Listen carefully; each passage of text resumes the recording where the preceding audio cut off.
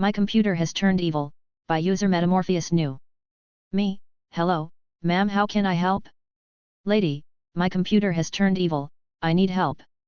Me, wow, okay, what happened? Lady, whenever I try to open the app, it says daemon failed to start. Why is the daemon trying to start in my computer? Me, oh no. Ma'am, is that spelled daemon? Lady, let me take a look, yes. Me, oh ma'am, that's not a daemon, it's a background process that runs in your computer. We commonly call it daemon, think it's short for disk and execution monitoring. Nothing to be worried of. Just needs a fresh installation and restart.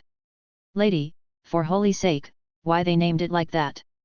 Could they do, DAEM or something, they had to pick the 16th century version of daemon.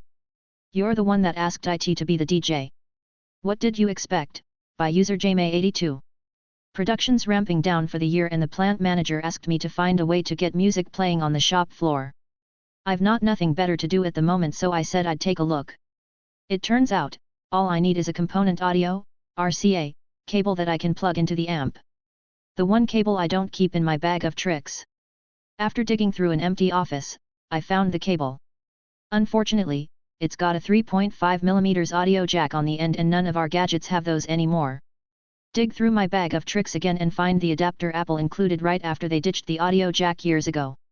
That'll do the trick just fine.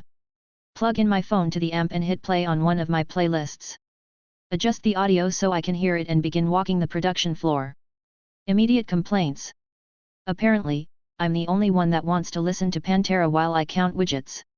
Head back to the audio closet to change the tunes to something more depressing, like holiday shit, and the production manager stopped me.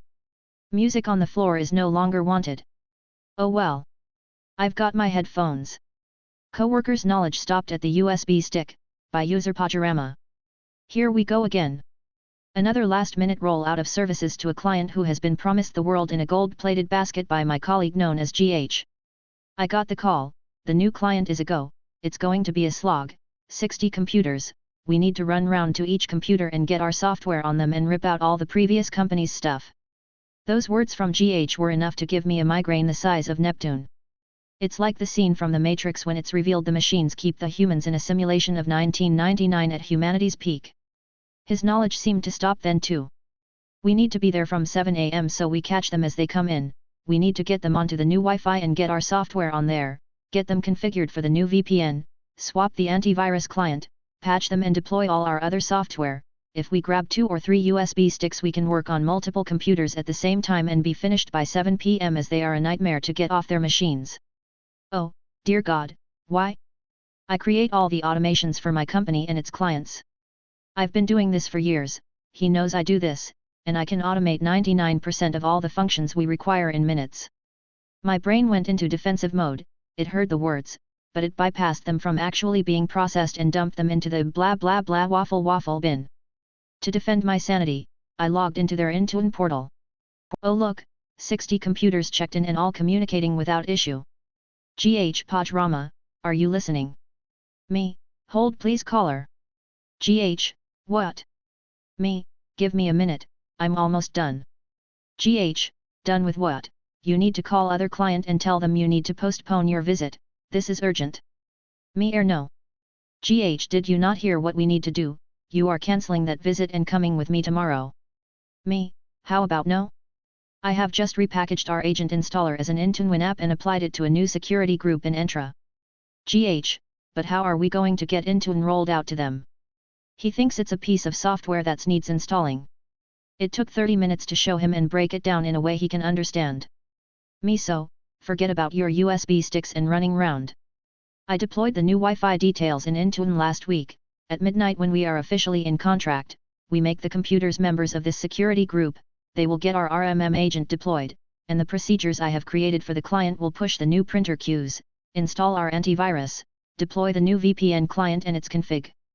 No runny roundy, no USB sticks, no local admin passwords, it's all automated now. GH is on site now, he has his USB stick in hand.